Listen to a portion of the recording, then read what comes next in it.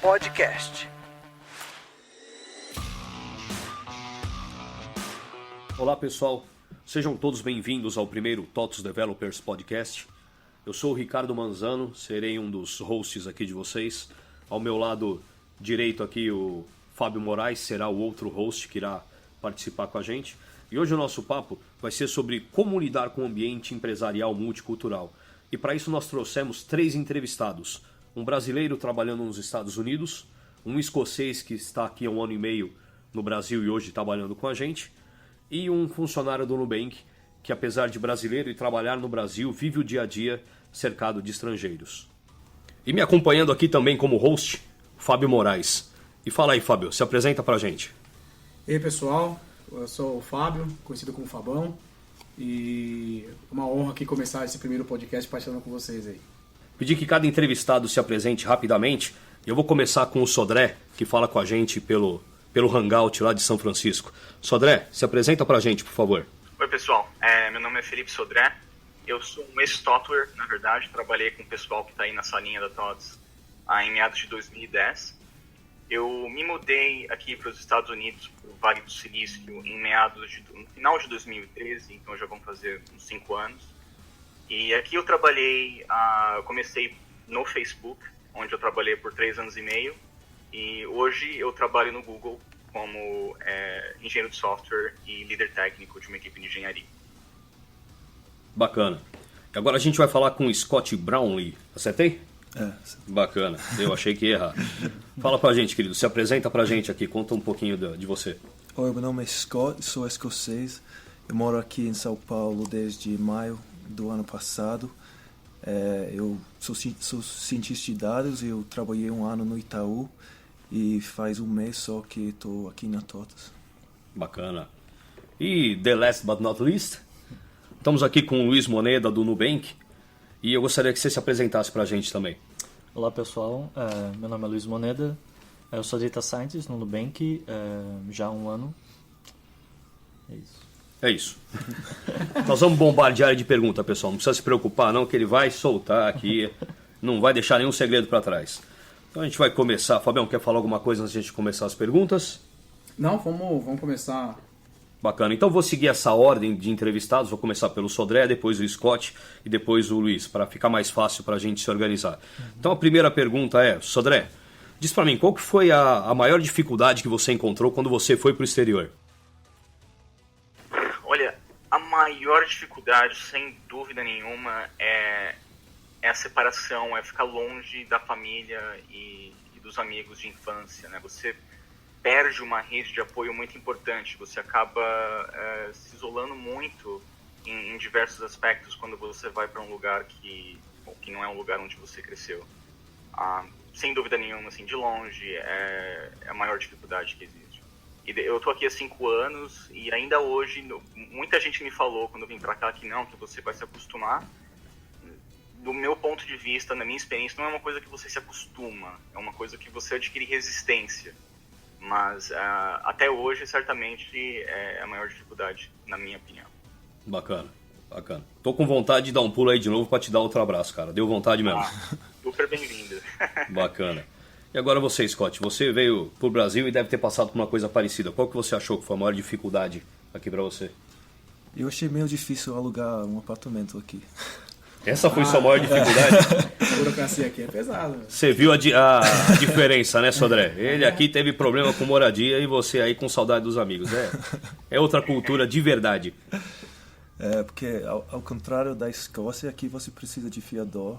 Sim. E os apartamentos não vêm com móveis aqui. Isso aí. Tá, eu cheguei aqui em São Paulo sem fiador, sem móveis. Eu fiquei no Airbnb por 2 meses procurando um apartamento e felizmente eu consegui achar um apartamento sem fiador. Me mudei, eu tive que comprar tudo de uma vez, geladeira, sofá, cama. E essa parte foi meio chato, mas fora disso, minha vida aqui no Brasil não tem. Isso é duro para os brasileiros também, não é porque você veio de fora. Agora eu vou ter que modelar essa pergunta para você, né, Luiz? Na verdade, qual que é a sua maior dificuldade de lidar com tantos estrangeiros durante o seu dia? Bom, acho que tem essa questão da comunicação, mas não só a diferença da língua, mas porque acho que todo mundo está muito acostumado a lidar com o inglês e a língua lá adotada em inglês, né? Então quem é da França ou da Holanda, por exemplo, vai adotar o inglês. E a gente está muito acostumado com leitura e um pouco mais com a escrita, só que comunicação é uma coisa que falta e que geralmente a gente não treina se você não está nesse tipo de ambiente. Verdade. Então o meu ambiente anterior eu não estava acostumado a falar inglês diariamente, nem semanalmente. E eu ainda tive uma sorte que antes de entrar no Nubank eu comecei a interagir com o estrangeiro, que me ajudou na orientação do TCC, então eu tive um período de adaptação falando ao menos semanalmente, e quando eu entrei no Nubank, que a coisa passou a ser diária, foi um pouco melhor. Mas lembrando desse começo até hoje, e isso é uma coisa que muda assim que a gente perceba, né? Não é uma coisa que você acorda um dia e fala, hoje eu tô à vontade, você vai ficando à vontade aos poucos, hoje eu vejo como mudou. Como antes, qualquer reunião, qualquer momento que você fosse parar alguém para fazer algum apontamento em outra língua, você já dá aquela ansiedade. E então a comunicação acho que foi a maior barreira. Bacana. Inicialmente. Inclusive eu já tô com uns planos maquiavélicos para você, Scott, para você treinar a gente no inglês aqui. Até porque vem a diferença do, eu falo inglês. Aí, falo inglês aonde? Não, já fiz curso, converso com todo mundo em português. Aí você põe um cara que não fala nada de português e você tem que fazer o cara entender só em inglês, aí o negócio muda, né? Sim. E tirando que... Ainda distante ainda? E uma coisa é você apresentar um trabalho seu em inglês, você tá pronto lá e você sabe o que você vai falar. Outra coisa é que você não sabe o que vão te perguntar. Você não sabe para que lado a conversa vai. Gagueja na hora, né? E assim, numa reunião você precisa argumentar, você precisa mostrar seu ponto. E você sente um pouco de insegurança porque você não tá no seu melhor. Você sente que você não tá no seu... você não tá na sua língua, você não consegue... É que você tá pensando expressar. duas vezes. Uma porque você quer falar e uma para traduzir o que você quer falar. É complicado. Você tá Porque pensando todos no nós argumento aqui já... Você tá passando isso agora, né? Sim. Mas a gente, acho que todos nós já passamos por isso. Bacana. Quer complementar mais alguma coisa dessa pergunta? Não. Bacana. Segunda pergunta, Sodré. Aqui, comparando com a cultura americana com a brasileira, qual que você achou que foi a maior diferença, na sua opinião? Olha, invariavelmente, eu já tinha tido outras experiências aqui nos Estados Unidos, um pouco antes de me mudar definitivamente, em outros lugares do país. E uma coisa muito constante, uma diferença muito constante que eu percebi com relação à cultura brasileira é a maneira como o povo americano segue regras, né? Que eles levam muito a sério toda a questão de lei, toda a questão de regras. Eles entendem que essas regras existem por um motivo de benefício mútuo para toda a sociedade. Então eles seguem as regras. E eu estou falando de coisas como, por exemplo, leis de trânsito. Então, assim, eu não vejo tanto gente fazendo barbeiragem e desobedecendo regras de trânsito como no Brasil, por exemplo. Talvez seja um ponto de vista um pouco enviesado, porque eu sempre tive uma personalidade muito... E assim, no Brasil sempre me diziam isso, que eu era muito Caxias, né? Ou seja, eu sou uma pessoa que eu me incomodo de não seguir regras ou de ver pessoas não seguindo regras. E no Brasil eu sentia que às vezes eu era quase sempre uma exceção. E quando eu saí do Brasil e vim para cá, eu senti essa diferença muito forte. E aqui existe uma preocupação maior em realmente seguir essas regras de sociedade. E a questão de lei trabalhista, a gente sabe que no Brasil inclusive está num problema na nossa reforma, a reforma trabalhista que estão tentando colocar forte aqui, até por causa de questões de startup, né, e todo o processo que está tendo. Como você sentiu a diferença nessa questão no dia a dia do seu trabalho, entendeu? Olha, aqui até onde eu sei não existe uma lei trabalhista como a CLT no Brasil, né? Que é todo um projeto de leis. Existem contrato, leis na verdade, esparsas, né? Aqui e ali. Os Estados Unidos eles têm um sistema onde os estados têm uma autonomia legislativa muito forte, então leis relacionadas ao trabalho que existem aqui na Califórnia não são necessariamente as leis que vão ser aplicadas no resto do país, mas realmente é uma coisa muito mais flexível, não existe tanta regra, né? Por exemplo, aqui não existe, até onde eu sei, você não é obrigado a dar licença maternidade, licença paternidade principalmente, entre outras coisas. Para mim, para te falar a verdade, eu acho muito complicado eu dar um ponto de vista com relação a leis trabalhistas, porque, para falar a verdade, eu estou numa situação muito privilegiada. Eu estou num cargo, numa situação que tá em altíssima demanda aqui ainda.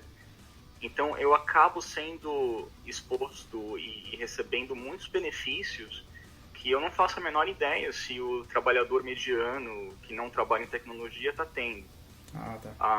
Mas até onde eu sei de questão de lei realmente, aqui realmente é uma coisa muito mais relaxada.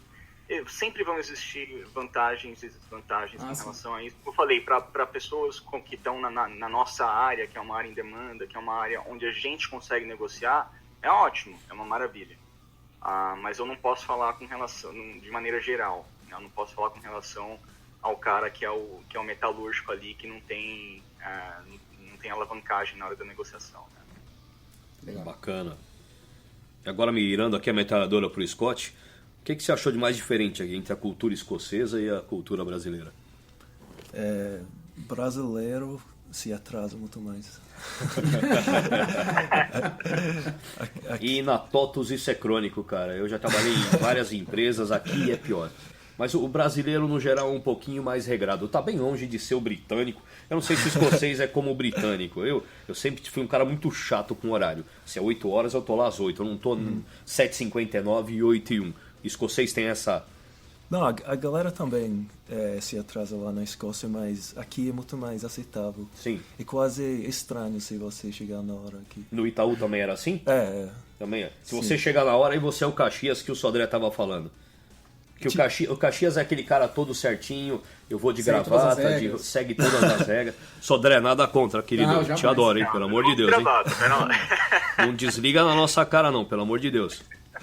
Sempre quando tinha reunião, começava às 10, por exemplo, às 5 para as 10 eu levantava da mesa e ia pra sala. Todo mundo tava lá ainda de boa. Isso é 20 minutos depois todo mundo chegava. Brasileiro é mais relax mesmo. E você, Luiz, como é que é lá no Nubank? Também tem essa diferença cultural, essa coisa também de horário? Como é que é lá? Então, a diferença é que eu não estou inserido numa cultura que é totalmente, né, uniforme. Então lá tem, hoje, pelo que eu sei, são 25 nacionalidades que tem no Nubank. Meu Deus. Então são mini culturas ali, né, que estão ao meu lado. Tem esse choque, sim, com cada pessoa que veio de um lugar diferente. Eu acho que o jeito que a pessoa quer comunicar um pedido, às vezes, em algumas culturas, o simples pedido de uma tarefa pode parecer rude para você, né? Então, parecer que está cobrando. Isso, parecer que está cobrando do jeito excessivo, enquanto outra pessoa faria, né? Ele quer aquela tarefa do mesmo jeito, mas pede de um jeito diferente. Tem esse tipo de coisa, mas eu sinto que no Nubank, apesar das pessoas virem de lugares diferentes, geralmente as pessoas de fora têm cargos de liderança, eles vão convergindo por causa de treinamentos do Nubank mesmo sobre liderança. Então, parece que quanto mais tempo eles estão lá, mais parecido é a maneira com que eles lideram os grupos. Então, a cultura deles, né, de liderança, no caso. Isso, então tá, ao invés de cada um trazer a sua cultura do jeito que eles vão liderar, o Nubank meio que educa para ter uma cultura uniforme nossa, e isso vai melhorando ao longo do Senão tempo. vocês vão morrer louco, realmente. Sim. Não faz sentido. Bacana. Se a gente tem problema desse tipo aqui na TOTUS, que é só do mesmo país, com diferença de estado, Sim. de diferença de liderança, e é tudo brasileiro, imagina quando você fala de cultura de país, né? O máximo é os colegas de tradução aqui, que a maioria são espanhóis, que a gente lida maravilhosamente bem com eles. Mas realmente faz sentido. E a última pergunta aqui de cunho pessoal, agora voltando para você, Sodré, é que eu cansei de ver você falar inglês aqui antes de você ir para lá. Eu acho que isso não foi um problema para você. Mas teve alguma dificuldade com a língua na hora de ter que usar ela 24 horas do dia? Com certeza. E quando você perguntou da maior dificuldade, eu acho que eu colocaria a dificuldade da língua em segundo ou terceiro lugar, certamente. Uma coisa é a gente fazer o curso de inglês aí no Brasil e usar inglês de vez em quando no Brasil, né? Uma outra coisa é você vir para cá e ter que usar o inglês quase que 24 horas por dia, principalmente no trabalho, quando você está numa reunião, você precisa dar uma apresentação, você precisa dar sua opinião com relação a alguma coisa. É uma coisa muito mais complicada. você está numa situação de maior pressão e isso mexe com a sua capacidade de articulação, mesmo em português, imagina numa outra língua. Verdade. E você sentiu alguma barreira nisso? O pessoal chegou a... Não, ficou incomodado? No começo foi, eu diria que foi uma coisa muito frustrante, muitas vezes, né? Porque no Brasil eu cheguei a terminar, eu me formei em inglês num desses cursos que tem por aí, de esquina, né? E aí você chega aqui e você percebe que o inglês que você tem, que você teoricamente é formado em inglês, mas o inglês que eu tinha não era o suficiente para eu ter uma conversa fluente com pessoas aqui. Uma coisa que ajudou bastante foi o fato de que eu acabei vindo morar no Vale do Silício. E o Vale do Silício é um lugar extremamente multicultural. É um lugar onde existe uma concentração muito grande de estrangeiros. Então, uma gigantesca parcela das pessoas aqui tem sotaque, né? Uma parte significativa das pessoas não tem o inglês como primeira língua. Então, isso me ajudou bastante a aguentar esse baque psicológico, né? A aguentar essas frustrações, porque eu vi que assim, não sou só eu. Talvez se eu tivesse me mudado por um lugar onde não existem tantos imigrantes, onde existe uma hegemonia muito maior de nativos, talvez eu me sentisse muito mais deslocado, mas o fato de que aqui é um ambiente, uma região muito multicultural, me ajudou bastante nesse sentido. E quando a gente veio para cá, eu e minha esposa, a gente sempre se preocupou muito em tentar melhorar isso o mais rápido possível. Então a gente começou a fazer cursos de melhorar o sotaque, né? E foi um curso muito engraçado, que foi, nesses cursos geralmente eles apontam, olha, você é brasileiro, você tem essa e essa mania. E aí é que a gente começa a prestar mais atenção nessas coisas, que no Brasil a gente nunca prestou atenção em nada dessas manias linguísticas que a gente tem quando tem que falar inglês. E acaba sendo uma coisa muito engraçada. Por exemplo, eu acho que o exemplo clássico, assim, que quando eu ouço agora, eu percebo que a pessoa é brasileira, o brasileiro tem muita mania de quando vai falar um verbo no passado, ele coloca uma vogal no final. Então, por exemplo, você tem o verbo trabalhar, né? Work. Você fala que eu trabalhei, certo? É falar I worked. Mas o brasileiro coloca um E no final, I worked.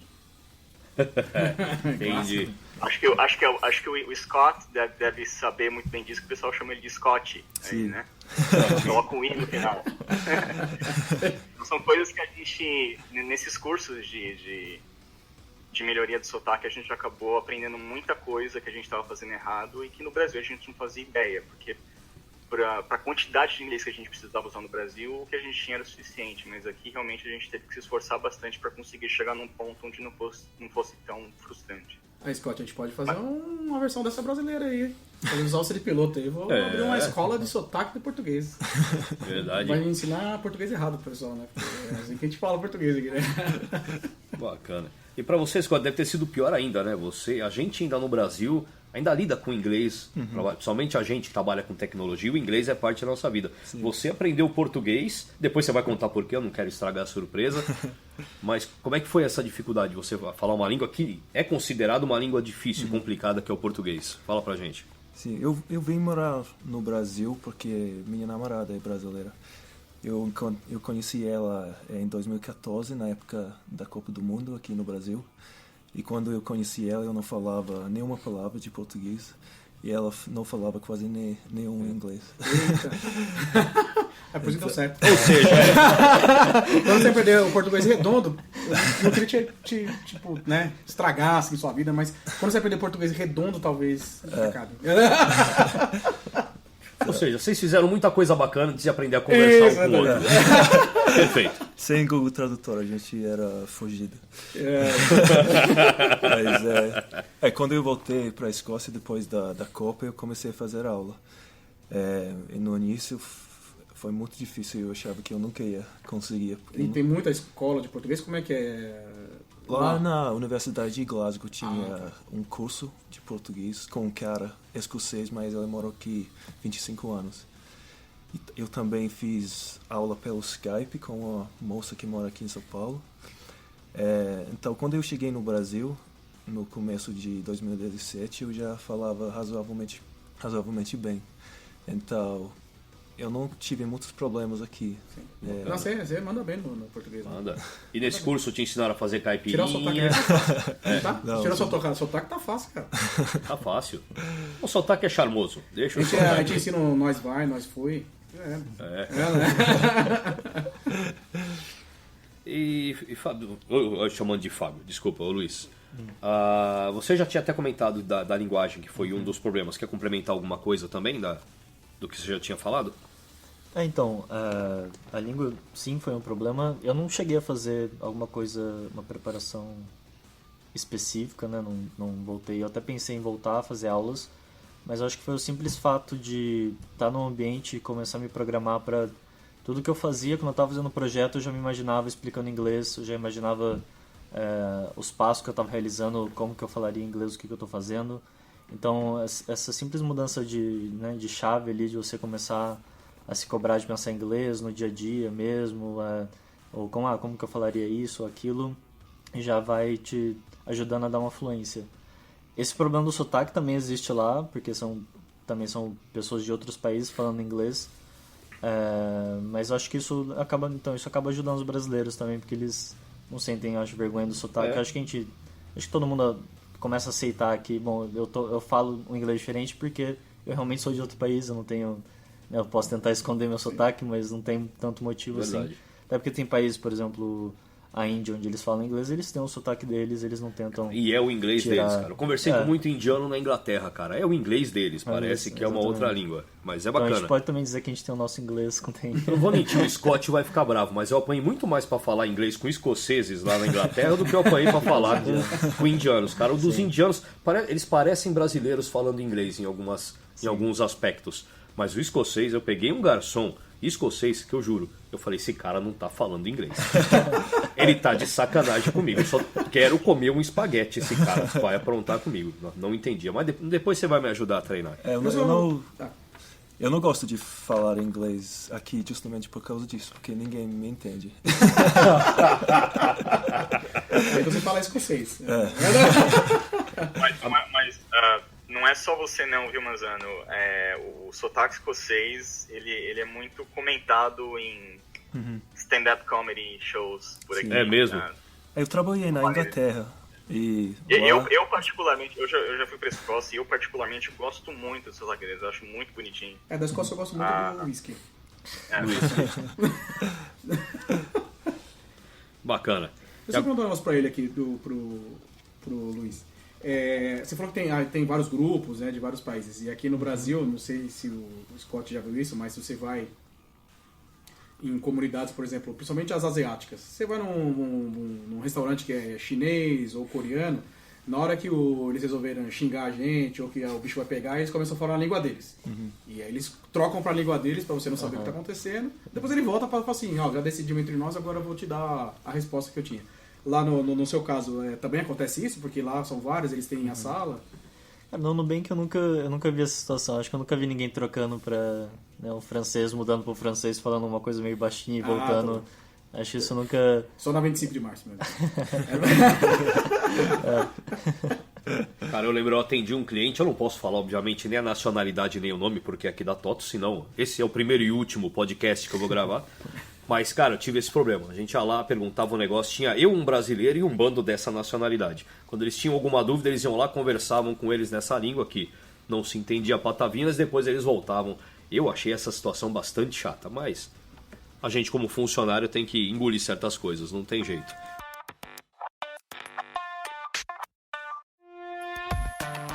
E agora eu vou mudar um pouquinho o foco, a gente falou do lado pessoal, agora a gente vai falar um pouquinho do lado profissional. Ô, Sodré, fala pra gente, até onde você puder, é claro, um pouquinho das suas atribuições hoje aí como... Você tá como engenheiro também aí, né? Isso, eu tenho meio que duas funções aqui. Eu sou engenheiro de software senior e também sou líder técnico do time.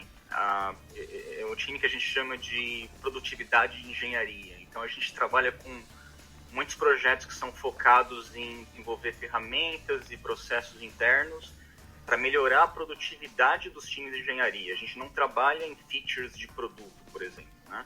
A gente trabalha mais em coisa interna que vão alavancar tanto a velocidade com que as pessoas conseguem desenvolver, como também alavancar a qualidade dos produtos. Então, por exemplo, a gente desenvolve muito serviço e framework de automação de teste, de monitoramento e alerta, automação de release em produção, automação de tempo de build, e tudo isso que vai colaborar tanto com a velocidade de desenvolvimento e também com a qualidade do produto final.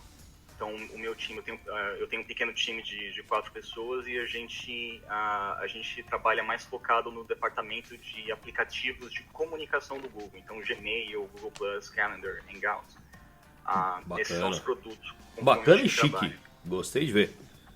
Show de bola, parabéns. E você, Scott? Como é que você ainda está acabando de esquentar os motores aqui que a gente fala, né? Você está começando aqui, mas fala um pouquinho do que você faz aqui. Eu sou cientista de dados sênior aqui na TOTUS. Eu trabalho no TOTUS Labs, que é o núcleo de ciência de dados aqui na TOTUS. E a gente está desenvolvendo uma plataforma de inteligência artificial que se chama Carol. E como cientista de dados... A gente já viu, Carol, né? Não é mais Carol. Mais uma versão. Bacana, vai lá. E como cientista de dados, eu faço modelo para essa plataforma. E neste momento tô fazendo modelo para a área de saúde. Bacana. E você, Luiz? O que você puder falar, obviamente. A gente não quer que você se comprometa lá. Sim. Então lá no Nubank eu trabalho no squad que cuida da parte de underwriting dos squads, né? Então o underwriting é aquela decisão que a gente toma quando alguém pede o cartão, se a gente vai aceitar ou não como cliente, se a pessoa vai para fila de espera. Então você já viu a minha foto lá que eu tenho o cartão de vocês. Bacana. E como Data Scientist, né, dentro desse squad, eu fico encarregado dos modelos, de criação dos modelos, da manutenção dos modelos existentes. Então, como qualquer instituição financeira, a gente tem nosso modelo de risco de crédito, nós temos modelos para decidir qual linha a gente vai dar, né, qual linha inicial a gente vai dar para a pessoa. Então, hoje, eu cuido dessa parte de construir modelos, fazer novas versões ou tentar identificar oportunidades onde a gente possa encaixar um novo modelo para ajudar nessa tomada de decisão. Então, Sodrezinho, agora aqui a próxima pergunta é: o que te atraiu para trabalhar no exterior? Olha, não foi uma coisa em específico. Eu diria que foram 3 pontos principais que me trouxeram para cá. Assim, para ser muito honesto, acho que a principal delas é que realmente eu estava meio de saco cheio de muita coisa no Brasil. Como eu disse para você, eu sou uma pessoa que muita gente considera meio que Caxias, né? E eu me senti um pouco deslocado por causa disso no Brasil, isso desde criança, né? E eu, por já ter tido algumas experiências aqui no exterior, eu vi que existia essa outra realidade onde esse tipo de problema não ocorria tanto. Então eu sempre tive essa vontadezinha de vir para cá e viver num ambiente onde eu não me sentisse tão deslocado com relação a isso. Bacana. E realmente se confirmou essa sua vontade? Sim, como eu falei em uma das perguntas anteriores, é uma diferença que realmente existe, assim, é bem perceptível. Bacana. O segundo ponto foi, eu sempre gostei muito de trabalhar em coisas complexas, né, em problemas difíceis de ser resolvidos. Então, eu sabia que aqui no Vale do Silício era um lugar onde as empresas estavam o tempo todo trabalhando nessa fronteira da inovação, né? Atacando problemas que ninguém nunca resolveu, atacando problemas em gigantesca escala, com desafios técnicos que o resto do mundo ainda não estava trabalhando. Então eu sempre tive vontade de vir para alguma empresa daqui e ter a oportunidade de trabalhar nesse tipo de problema, né? E o terceiro ponto é, bom, se eu falar para você que dinheiro não foi uma motivação, eu vou estar mentindo para você, obviamente, né? Eu sempre soube que as empresas daqui sempre pagaram muito bem os funcionários, principalmente do setor técnico. Então, esse claramente foi também uma motivação muito forte para acabar vindo para cá. Bacana, show de bola. E você, Scott, o que te atraiu, tirando a mulher, é claro? Você já falou, o que mais te atraiu para trabalhar aqui? Eu realmente gosto do Brasil. Se eu não gostasse, minha namorada poderia ter ido para lá, para morar comigo lá na Escócia.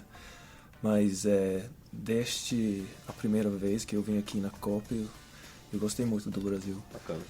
Eu gosto da comida, das pessoas. As pessoas são muito simpáticas. O clima é muito bom. É mais pro uísque de vocês, não tem jeito. Uma cachaçinha dourada até vai bem, mas o uísque de vocês dá de pau. Qualquer dia eu te convidar, a gente vai lá em casa, que lá você vai tomar uísque escocês, porque... Deixa eu ver se não, no escocês não tem na minha casa, na casa do meu sogro, meu tem mais... Eu nem gosto de whisky. Sério? Tá explicado. Meu Deus. Você Você gosta de Eu caipirinha? prefiro cerveja. Eu gosto de caipirinha. Claro que você gosta de caipirinha. Cara, Quem um não gosta de escocês, caipirinha? um escocês, um britânico, um irlandês não gostar de cerveja, nasceu no lugar errado. Aí realmente não tem muito. E essa pergunta não cabe muito pra você, né, porque você ainda tá aqui no Brasil, apesar do seu ambiente multicultural, você tá aqui. Então, Sodrezinho, eu vou voltar pra você. Vamos ver aqui, como que você teve que se adaptar ao estilo de trabalho? Aí teve alguma mudança muito drástica, tirando já o seu lado que você procurava, que você acabou de comentar com a gente? Olha, na verdade, assim, o trabalho em si, a rotina, até que não tem muita diferença no que diz respeito ao trabalho em si, né? Como eu falei na pergunta anterior, acho que a grande diferença é na abordagem que essas empresas têm para tratar de problemas que não foram resolvidos. Então, a gente tem que fazer um projeto, mas não existe ferramenta para esse projeto, ou não existe um banco de dados que vai satisfazer os requisitos do projeto. O projeto não vai ser cancelado, a gente vai lá, eles vão lá e vão fazer o banco de dados necessário do zero para conseguir fazer com que aquele projeto vire realidade, né? Então, esse tipo de abordagem que eu achei um pouco diferente do que as outras empresas que eu trabalhei antes.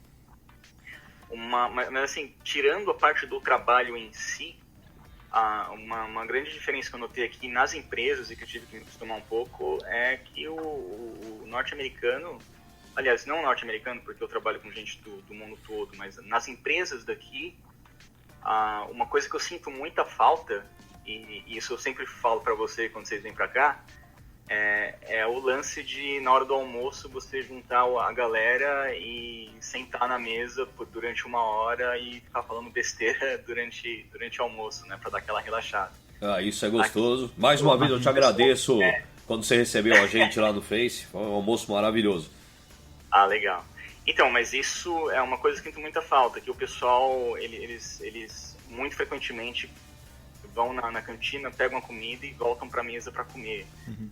É uma coisa que eu nunca cheguei a começar a fazer, mas eu tive que meio que me acostumar a achar isso normal, né? Cara, mas tenta fazer a mão inversa. Fala, eu sou brasileiro, eu gosto de bater papo. Não, chama o pessoal para esse bate-papo. Alguns brasileiros por aqui e ali perdidos na empresa, e a gente acaba montando um grupo onde a gente tenta reproduzir um pouco disso que eu te falei. Faz caipirinha na hora do almoço, todo mundo vai. Eu não sei como é aí. Aqui a gente pode beber no almoço, só não pode voltar bêbado. Exatamente. Tem que ver aí como é que é a regra aí. Não, mas foi isso. Mas com relação ao trabalho, à rotina em si, não tem muita diferença do engenheiro brasileiro para o engenheiro que trabalha aqui. É o mesmo tipo de trabalho, no final das contas. Legal. E você, teve muita diferença como trabalhava lá na Escócia pro jeito que veio trabalhar aqui no Brasil? O almoço também. Lá na Escócia é muito chato também. A galera fica na mesa de trabalho comendo sanduíche. Aqui é muito mais legal. É que vocês têm o café da manhã mais reforçado, né? Como o britânico. Inclusive, eu comi um dia só aquele café do britânico, eu passei mal o dia inteiro. Aquilo é pesado demais. Vocês também têm um café da manhã parecido lá? Sim, mas nem sempre, que lá o jantar e o almoço é o contrário. Lá a gente come mais no jantar e a gente come pouco no almoço. Entendi. Mas eu acho mais legal aqui. Mas lá, por exemplo, que nem ele falou, ou até mesmo onde está o Sodré. Por exemplo, aqui você já viu que, diferente de você almoçar rápido e voltar e tudo mais, a gente tem um horário que a gente tem que fazer, acaba saindo no mesmo horário e tal. Lá, se você começa o lanche rapidamente trabalhando, você poderia sair mais cedo? Tinha alguma regra assim? Não. Era a mesma coisa também? A mesma coisa. Eu só tinha meia hora pra almoçar lá na Escócia. Bem, né? Não adiantava dar mais hora, mais tempo, né? Porque ninguém usava. Brasileiro leva meia hora para decidir aonde vai comer. É uma coisa incrível. Bacana. E você, Luiz? Sobre a diferença... Isso, que na verdade para você foi como você viver num mundo à parte, né? Você já trabalhou em empresas 100% nacionais, deve ter tido que se adaptar também para esse ambiente multicultural, né? Tem as diferenças que eu já comentei, né? Então, depois de um tempo, você vira a chave e você começa a aceitar que tudo que você vai fazer vai ser em inglês, o que você vai apresentar, é assim que as coisas funcionam. Essa parte cultural não tem, porque apesar, né, de ter muitos gringos espalhados, a maioria continua sendo brasileira, então são muito mais eles, né, se adaptando ao que na nossa cultura. Eles trabalham aqui no Brasil com você, Sim. Tá. E eles estão aprendendo português? Então, alguns aprendem e falam bem, Uhum. muito bem, inclusive tem alguns que treinam para não ter sotaque, e é bem engraçado, sim. Eu tô vendo que dá para abrir uma escola de sotaque também. Sim.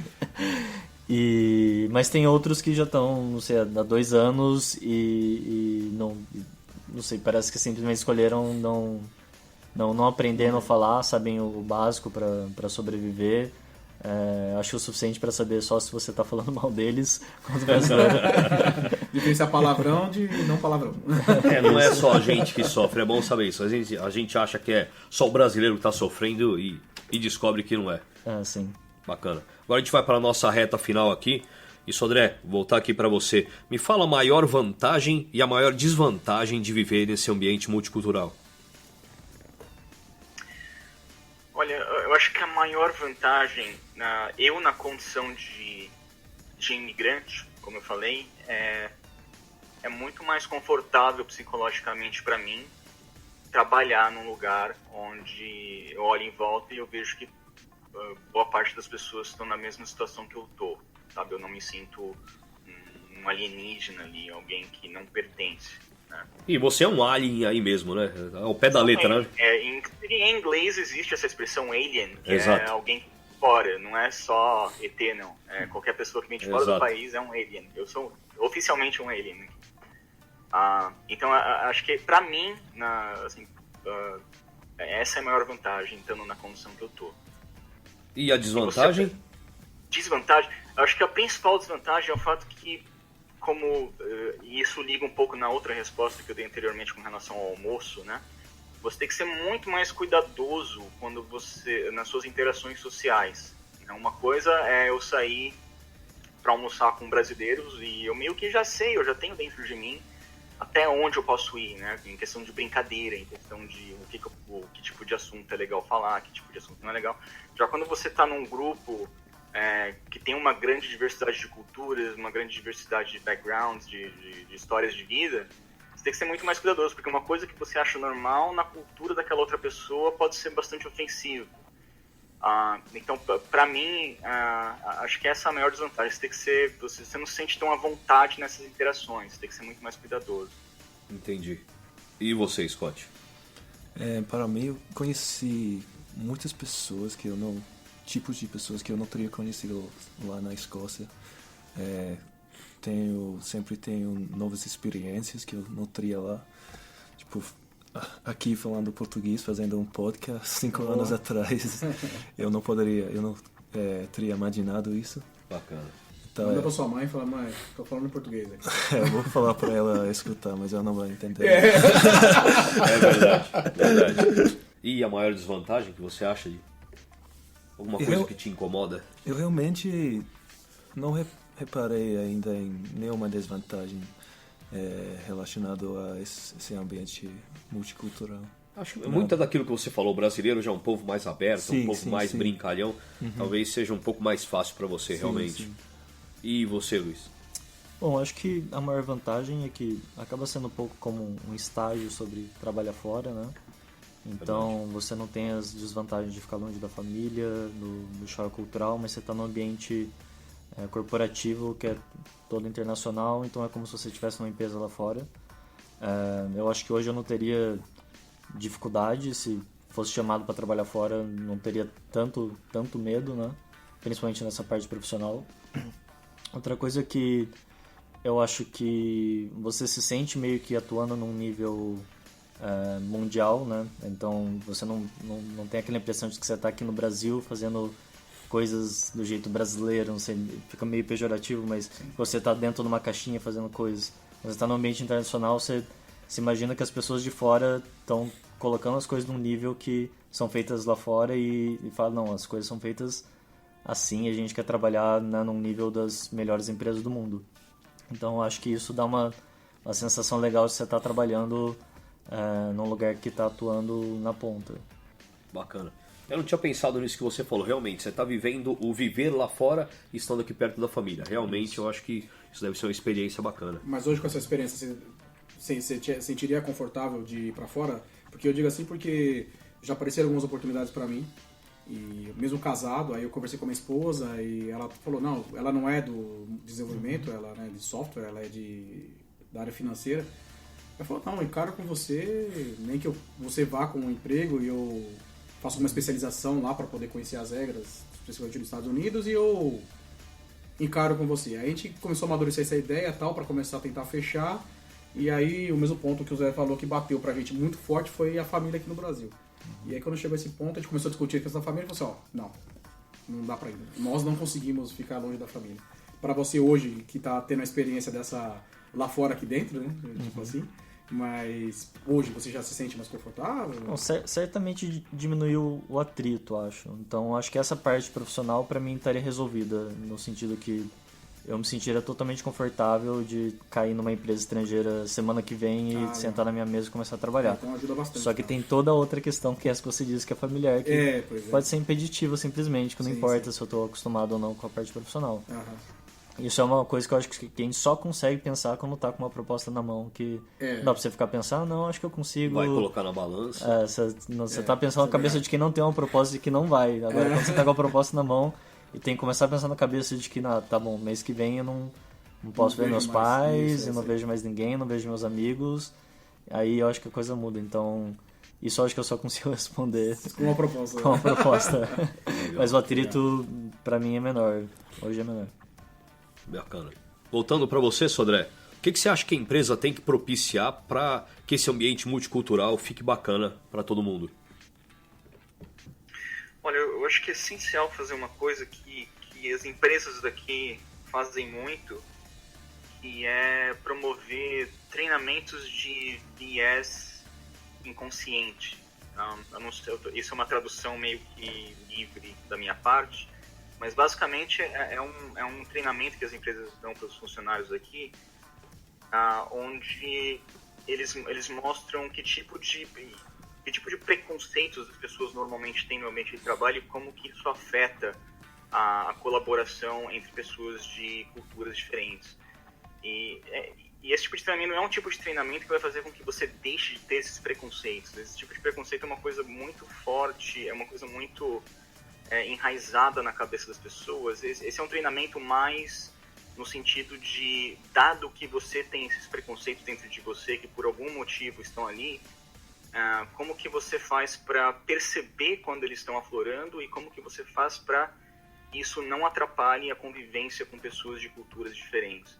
Eu acho que isso é essencial. Se as pessoas da empresa, se os funcionários não estiverem conscientes do que significa estar num ambiente multicultural e de como fazer com que todos se sintam à vontade nesse ambiente cultural, não adianta só a liderança da empresa fazer alguma coisa, né?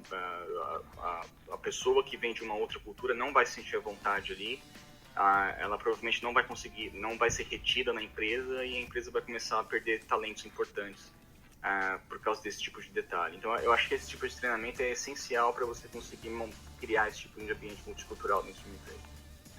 Bacana. E você, Scott? Primeiramente, a empresa tem que contratar pessoas de diversas culturas e de diversos países. E se contrata estrangeiros, acho que tem que ajudar com a mudança, como tirar o visto, essas coisas burocráticas, chatas. E a empresa tem que dar as mesmas oportunidades para... Isso aqui no Brasil acho que foi zero para você, né? Não teve apoio nenhum, né? Mas é que você mudou antes, né? Você primeiro veio, depois você procurou emprego. O Itaú me ajudou. O Itaú te ajudou bastante. Você já veio com emprego no Itaú, então?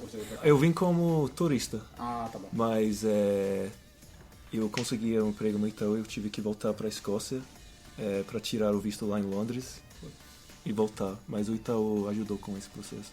Bacana. E você, Luiz?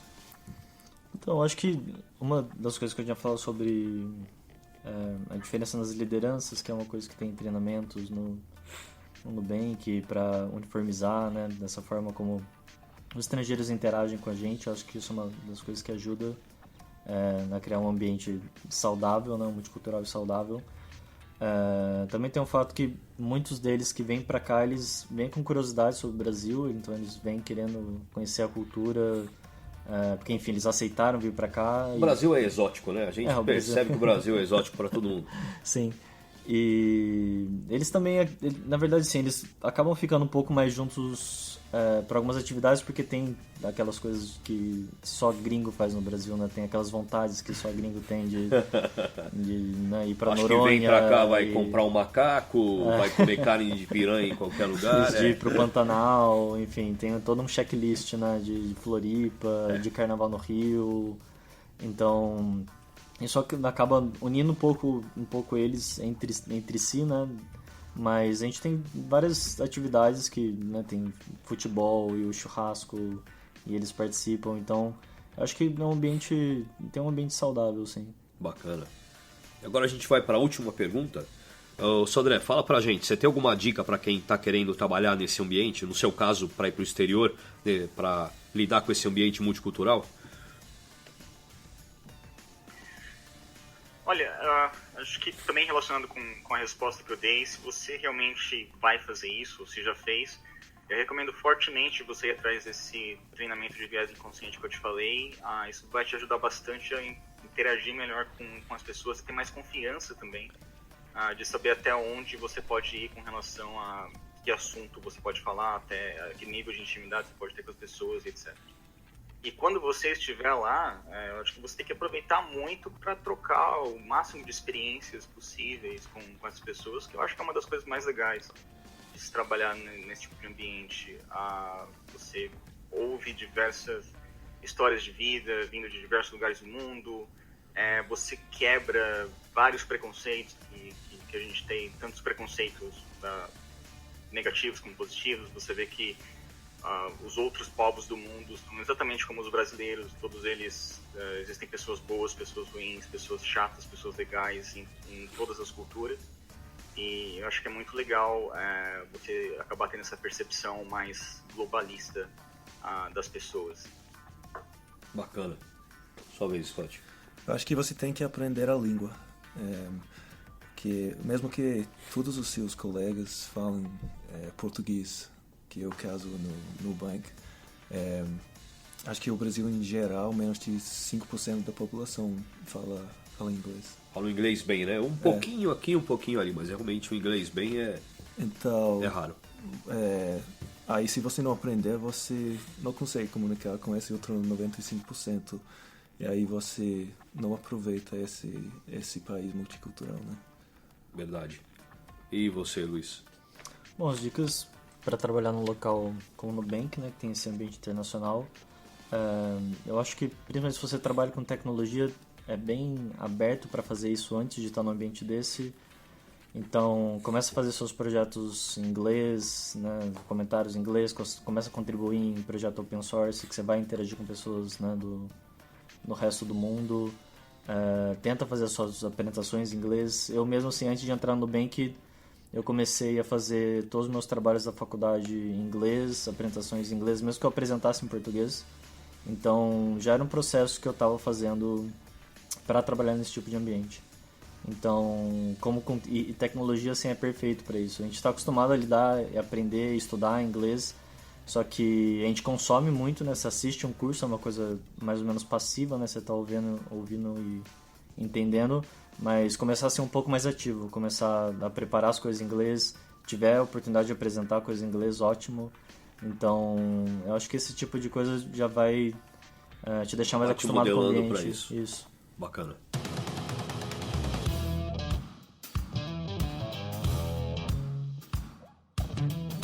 Bem, pessoal, eu queria antes de tudo agradecer aqui a galera que reservou esse tempo para falar com a gente. Sodrezinho, Bacana você estar longe aí, cara. Eu agradeço muito esse tempo que você dedicou pra gente, cara. Fantástico. Agradeço de verdade.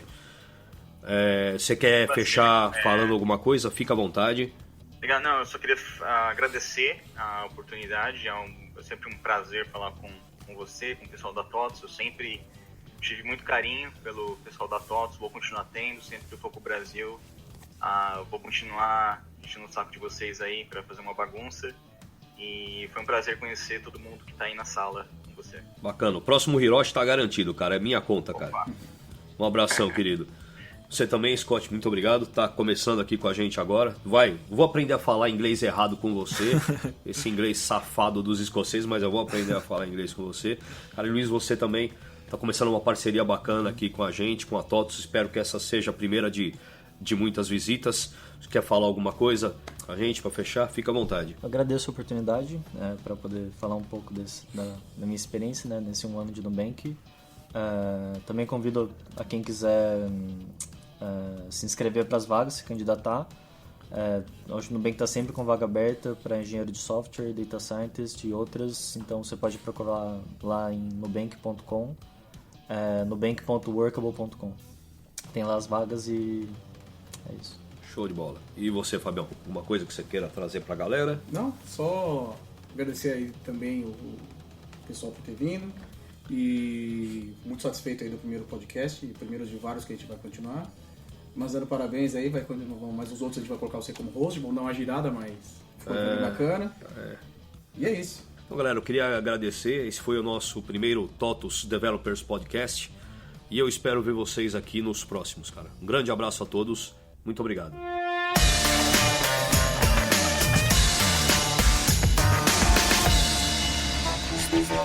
Podcast.